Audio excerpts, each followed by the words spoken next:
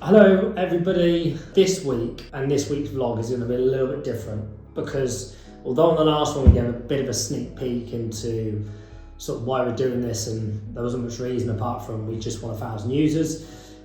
The reason why we need and I want 1,000 users is commercially, and commercially having 1,000 makes it a really profitable business. So what I wanted to do is run through the numbers as they are today, where we're failing as a startup, as a tech startup, and this is totally alien to me, and this is what I want these sort of vlogs and these videos to really come across, is that I don't really know what I'm doing. Clearly I do because I've grown things and sold them, which is amazing, but in terms of tech startups, these are very different, and I think a lot of people have tried a tech startup or are going through it and are sort of putting their head in the sand and going, what isn't, why are my numbers in red? Although that isn't always the case, from what I'm hearing, this isn't an isolated incident. So what I want to do is run through the figures and let you know where we are today and what our outgoings are. Again, be really honest, break it down, and also look at what my forecast was in terms of year 1 to year 5. Now, obviously we all know with the forecasts, they're good, they're bad, they're ugly. Very few people hit their forecast, especially in the early stages, but some exceed it. So I can also show you, and I'm going to show you some sensitivity analysis which I've done, which is really interesting, which I know will sort of be overlaid during this video. So as I said last week, was we as a tech startup are losing money. Again, want to be really candid about that. And at the moment, we're losing money, not huge amounts of money, but it's a lot of money in my eyes anyway. We're currently losing just shy of £7,000 a month, and that is not good. So I want to turn this around quickly. I will talk about where my forecast was and where it's now moving to because of some of the development issues we're having with Meta at the moment. I think there's a video coming up, maybe it's the next episode, where we've had some issues again with Meta, but it is what it is and we have to adapt. So there's no point crying over spilt milk. It is what it is, we have to adapt and we have to figure that out. And I've got a plan, hopefully it works, but who knows? And actually as I'm talking, I've just realised that we're actually losing a lot more than that because there's something else that I forgot to put in there on one of the suppliers we're using, which actually is a lot more. So as I write this down and type that into my spreadsheet, it now looks even worse, which is brilliant. Okay, great. So let's start with the figure again. So I structure this I always put this into 4 categories. We've got wages, we've got marketing, we've got ongoing structural sort of subscriptions and fees that you will always naturally have as a business. But again, I'll run through some of those. And then 4th is finance. I always put finance as separate, just because things like accountancy fees, I put insurance in finance as well, things like zero subscription. So there's some things I put in finance as well, but we'll go into that. So the first thing I want to start is ongoing structural costs. Now, structural aren't always your own structural. So for example, the first thing here is an office. So the office that we're in today here at Mill Street, that fee at the moment is £400. Again, we need an office, although we're only in a few days a week. It's a great place just to meet with suppliers. You know, we meet a lot of people within Mill Street, and actually it's really worth its weight in gold. And without being at Mill Street, Rupert probably wouldn't have been a thing. So again, I owe a lot to these guys. The second thing is Fullcom. They're the suppliers who do our phone numbers. Now, that was a lot more. I've just literally changed the contracts over the last week because all I need now is one telephone number, and that is only costing me £10 that comes through to my mobile. So that was about £497, and that's been reduced now to £10, which is great. We've then also got things like GoDaddy. Again, the domains are held there. That's at £25. We've got Google is coming in at £108. Now, Google is quite expensive, but I personally think that Google is such a valuable tool, especially if you were using the workspace like chat, so you don't have to use things like Slack, you can use Google Documents. Google is a fantastic tool for small businesses, although when you look at it, it's more expensive than a domain and an email somewhere else. actually what you get with Google and the security aspect of it and just having it all in one place, I can't recommend it enough. So Google is £108, and like I said, that will increase as our employee increases. And then the last one there is Namecheap as well, which is also where some domains are housed. And there are two more now within the structural and ongoing costs, and these are leases. So one is for a couple of laptops, and one is for, I think it's a couple of iPads off the top of my head, and also a couple of mobile phones. And they're coming out between them at a cost of about £500 over a 2 to 3 year period. But again, when you look at the equipment that we have within sort of Macs and phones, obviously paying all that up front wouldn't make sense of prolonging it and putting it into a 0% interest over 2 to 3 years. It is definitely worth it. So that's the ongoing structural costs. The third one at the moment, the second one we'll go through is wages. At the moment, our wage bill is very low. It's not a huge amount of money. It's just coming in about £2,500, and that is for 2 employees currently. So not huge amounts. They're people that are employed by Rupert. They're on pay away. We do have other members of staff who are things like VAs and telemarketers, which we'll go into, and they sit under our marketing scope. But at the moment, the wage bill is very low, which is great.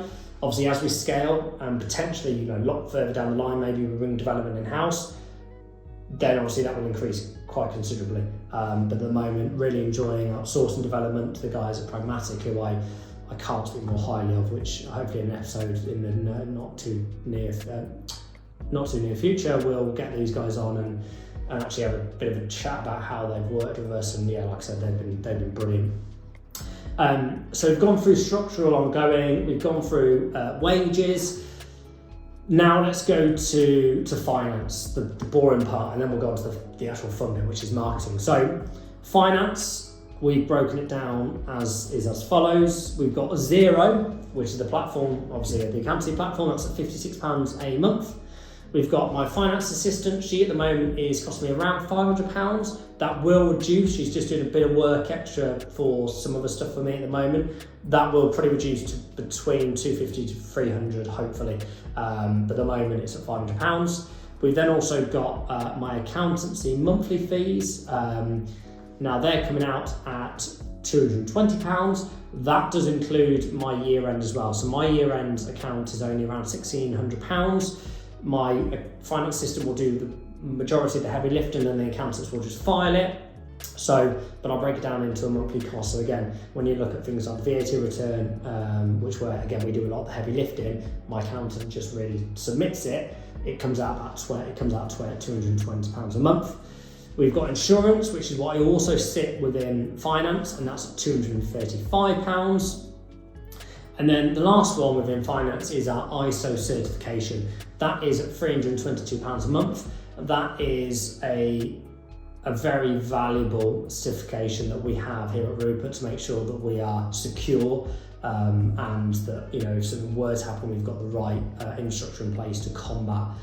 It might be a hack or something of that nature. So we are secure. So it just proves to customers and to hopefully investors in the future and suppliers that we are a safe and secure business. And like I said, not everyone is able to get the ISO certification, and we're very, very lucky that we've got that. It's not something that's easy. It does cost quite a few £1,000s to get it, but once you've got it, it's a very valuable tool to have, especially if you're going into large organisations where tech, and it will always be looked at maybe by the CTO or definitely compliance to make sure that you are tip top. So that's the first three. Now the fourth one is marketing, the bit that's fun. So most of my expenditure at the moment I sit within marketing. A lot of it is around is around content marketing, which again, like we're doing now. So I'll run through what these costs are. So we'll start with our telemarketer. Gospel, he is £300 a month, so he only works certain days a week, but he is currently calling all of my leads and old prospects from Pipedrive to hopefully get them to trial Rupert. Is a bit of a conundrum at the moment because we know if they do try Rupert, there might be a connection issue, but it doesn't happen and doesn't fail for everyone. So we are going to persist with that, although I know there's going to be a few people that go on to Rupert, can't connect, and are going to have a bad experience, I've taken a decision, whether it be right or whether it be wrong, that we continue the telemarketing and just get that momentum. Second one is my VA. So my VA Beauty, she is £500 a month. She's brilliant. She does all my admin tasks. She does a lot of my LinkedIn. So things like replying to DMs, sifting through my DMs, setting up things like my LinkedIn Live, responding to comments, responding to some of the emails and the support tickets. A lot of admin tasks. Now, £500 a month for someone of that nature to do all of that is brilliant, and I can't recommend having someone to take that away from you if we're able to. But again, I see that under marketing because the work that she does, although it's admin-y, I think that a lot of that, when you look at some of the LinkedIn work she does, is definitely marketing the business, so I definitely put her in marketing. The third one is Pipedrive. So Pipedrive is a CRM tool. I love it. I love HubSpot. I love, there's many tools out there. Zoho, there's, like I said, there's so many CRM tools. I like Pipedrive because it's very cheap and it's really customizable. You can customize so many aspects to it. The pipelines, the tasks, all the fields within it is really, really good. Especially if you don't want to go, the problem with something like HubSpot is that they get you in at a really cheap cost at the start and then you're in big time quite quickly. And I've gone through that, and actually HubSpot isn't that customizable. They're quite stringent, what you can do with the platform, which is really frustrating. But again, if you're looking for a CRM, Pipedrive, I can't recommend enough, and that's coming in at £100. We don't have many employees at the moment, so again, that will increase as our employee count increases. Next one is Adobe. So Adobe is what Michael uses, Beauty uses for video edits, for all our content. So again, that's coming in at £227 a month, which actually, when you look at this, is one of the biggest bills that come up, which come out actually, which is frustrating. But it is what it is. It's such a powerful tool we use. Next one is Buzzsprout. So we do a lot of podcasts. We do the Fake Marketer podcast, and we just released a new podcast called In the Comments, which is more around the comment section, which is cool, and social media. So at £25 a month, that's an absolute no-brainer because we actually get work and generate revenue from it, which is great. I do use ChatGPT. That's at £20 a month, and again, that's a marketing cost. We've got Frame.io at £13, which Michael uses. We've got FreePick, again, £16, which Michael uses. We've got Go High Level, which is another CRM platform, but it houses some of the old data I had from a previous business, but I don't want to get rid of High Level, so I'm sort of sitting that there for the time being, because it's only £40 a month. I am considering actually getting rid of Pipedrive, although I love it, to move everything across to Go High Level, if I think it's worth it, but I'm still pondering that at the moment. Next one is Mailgun Email, which is £47 a month. We've got Tactic.io, which these are the guys that put the subtitles on videos, which is great. Zoom, £16, Subtitle, £15. Twilio for SMS text messages is at £53 a month, quite expensive actually. And the third one there is LinkedIn Premium at £50 a month. So that's all our marketing cost, which seems quite a lot, and it is, but you need to market your brand and your tech business, so I have to have those costs. When I've been through these every other week with Wendy, there's not a lot you can really take out, so we'll see how we get on. The only thing I might move potentially is Pipedrive and to Go High Level and reduce that bill by £100, but at the moment it's not too much of an issue. So like I said, that's the only thing I might move around moving forward. Now the last one, which I forgot to put into the system, was a new email business that I've started to use. These are an AI email firm. They're based out of Paris. They bespoke every single email around what people are doing online, and obviously for us it's comments. So we're focusing on people and brands that have got more than 500 comments a month and aren't responding. And we're going to email different people within that organisation with, did you know you've got this many comments, and actually pulling in some of the messages from Instagram and Facebook and putting those in those emails and saying, look, you've missed this particular comment, this is really harming your brand. They I'm trialing these guys for 8 weeks, and that fee is at £2,200. So that is my biggest expense right now. They're going to hopefully generate me 25 leads a month. Now, the reason why I've had to change tack, and I was saying this at the beginning of this video, is around we've had some issues with Meta, and although we instructed the developers to finish some work back end of December, early January now, unfortunately we've had an issue with Meta, and we're going to have to start, not from scratch, but we're going to have to do a little bit more digging. Now, that means that potentially the new login and the way you connect your account, which is what I wanted to look more like Hootsuite and Plannable, to make it a lot easier for people to connect their accounts, that probably isn't going to be happening now until the end of January, maybe February. So a real kidney punch, but we have to move, and we have to figure it out. So what I've decided to do is to employ the email guys. We're going to target people that have over 500 comments. If they've got over 500 comments, they go onto our enterprise plan, which is bespoke to how many comments they get and how they're using the platform.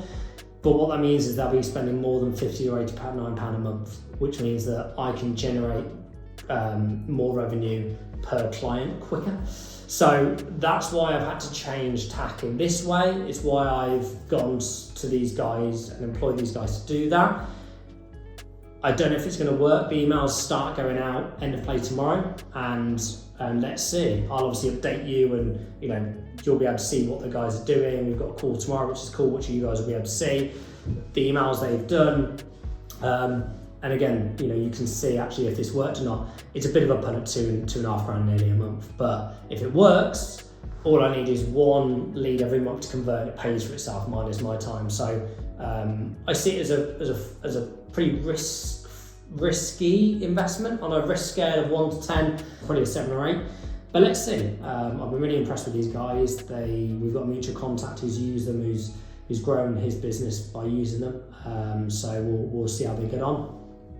So that's my expenditure. The only other one that I didn't put in here actually, which I forgot actually, and it's another expenditure as an entirety, is development. Obviously that at the moment is just with Pragmatic. I'm on a retainer with those at £600 a month.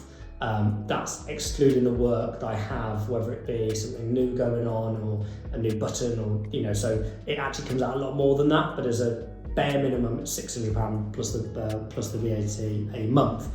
So that comes out as a total expenditure at the moment, and this is actually quite scary, of £9,000 and 17 pence, which is really scary. Now, again, if you were to look at how many you would need to, how many clients you would need at say £50 a month, well, you're going to need a lot of those to just break even, and at £89 a month, you're going to need just over 100, I think it is 110 to break even. So although they're not huge, and it's close to the thousands where we need to get, in these early stages, I can't continue to spend and lose £9,000 a month. It's we just can't do that. So, which is why we've had to change tack and go, okay, let's go higher value customer to start and then work our way down, rather than go from bottom up. So it wasn't the way I wanted to do it originally, because the system was built in a certain way, but it is what it is, and we have to move it. It's as simple as that.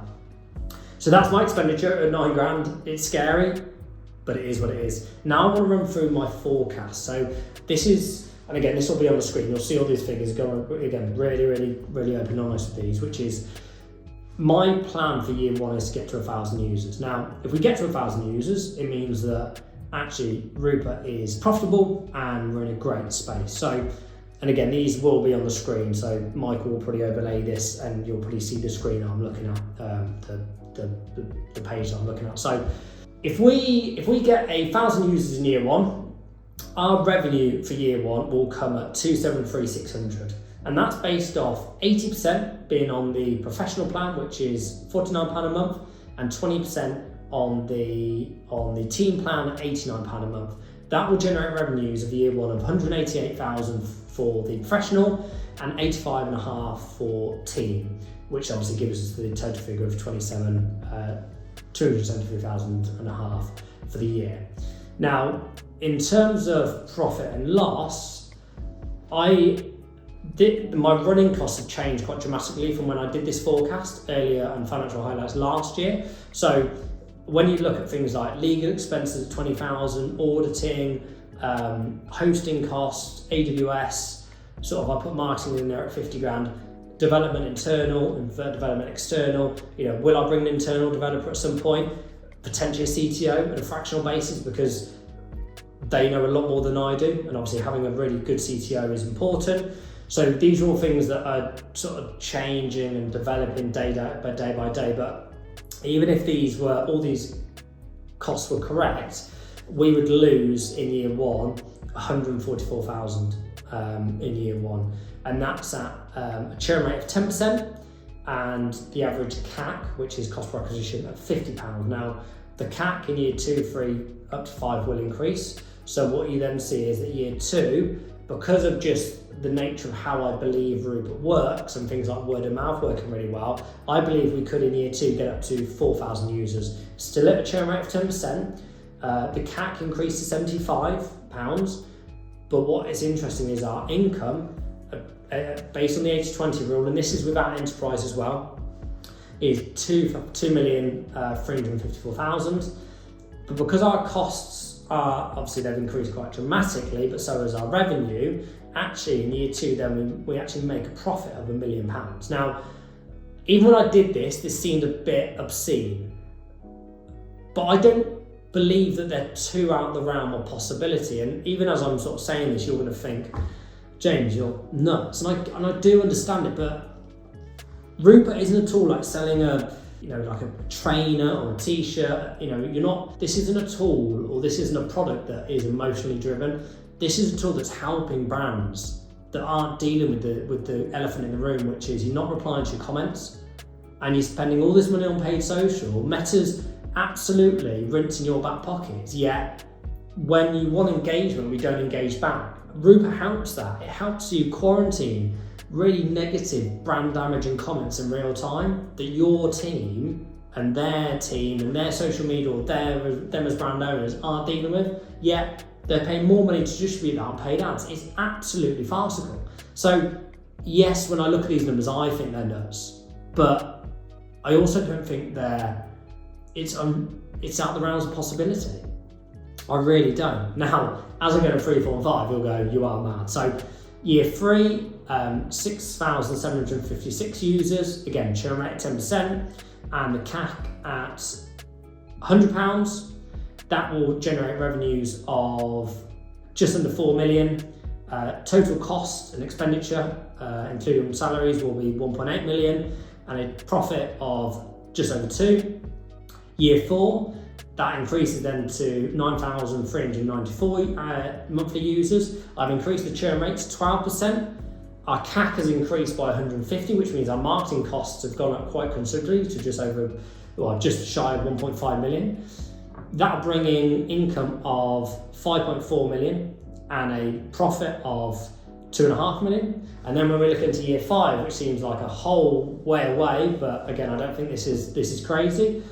11,965 users. I've increased our churn rate, because when you get that volume of users, your churn rate will naturally increase to 15%. I've increased my CAC to 150. So again, how much it takes me to acquire a customer. That brings our marketing cost to nearly £2 million. Now, £2 million of marketing seems mad, but when you've got that volume of users and that annual recurring revenue, you're able to do that. Obviously, look, there's a lot more fees here, which you can see, things like payment fees.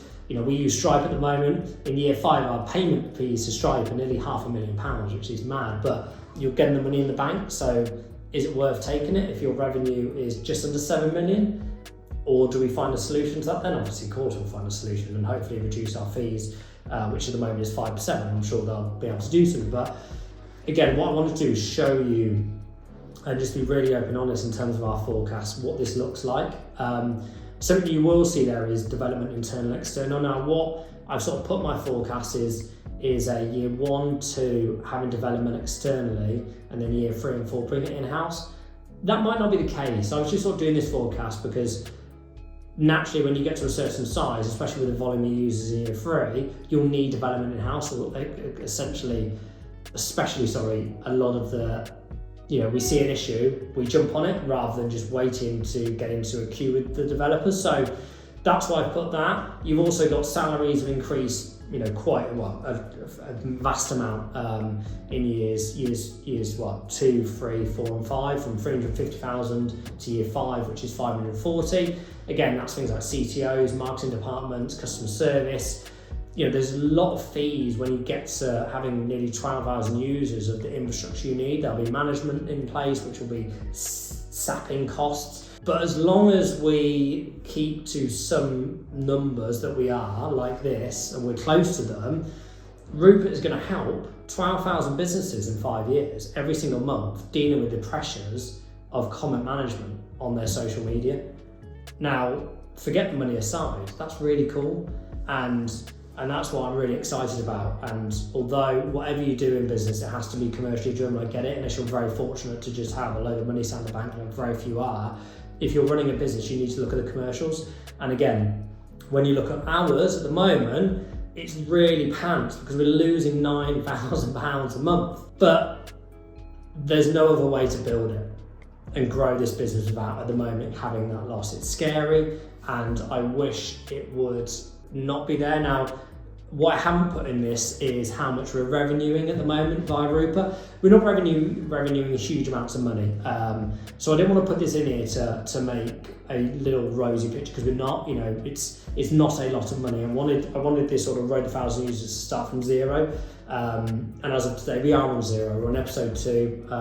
I will just check as we talk to see if we've had any new users in the last couple of hours since I've been on. And no, we haven't. So we're still on 0, and we've got a lot of marketing plans that we need to execute on things like the podcast. We've got a lot of content on email. Obviously, the emails from the AI firm are going. My own emails, my LinkedIn lives that I do, this vlog that we're doing. We're pushing out a lot, and content marketing is something that it's so valuable, but you've got to be in it for the long run. You can't be in it for a short-term gain, because you may be lucky, but that's not reality. So again, when you look at my numbers, and hopefully this totally, the expenditure isn't minus at some point. Hopefully in the very near future it's on the plus. But again, I'll probably do these maybe every month to show you where we are in terms of commercially. Also, our sort of meta ads are going to have to start at some point, so that's another cost. I've also applied for a couple of grants, one that we get the nod for hopefully this month we'll find out about, which will be amazing.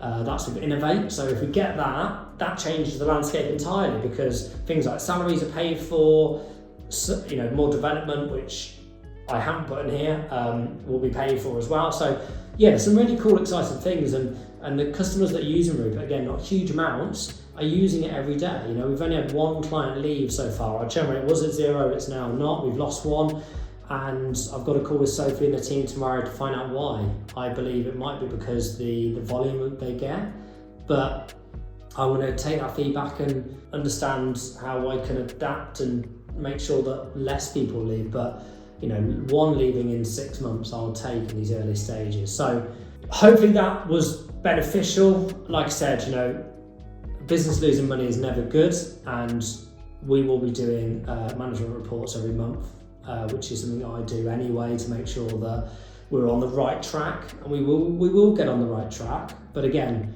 I want you guys to come along, see what we're doing right, what we're doing wrong, what we're spending our money on, what increases, what we get rid of, and hopefully you can learn a little bit from. Obviously, if anyone wants to, put in the comments, have you tried this, have you tried that, then that's great. That's even better for me. I just want as much feedback and as much knowledge, I hate that word, as possible. But that's the episode. That is the financial breakdown of where we are and our forecast for the next 5 years. What's great now is that we'll be able to go back in like a year's time and go, this is where we thought we'd be, and this is actually where we are. Hopefully it's surpassed where we thought we'd be, but next episode you're going to see me and we're talking development, and if you've ever dealt with developers and meta and APIs, you'll know the pain I've been in over the last week, but you'll see it on the next episode.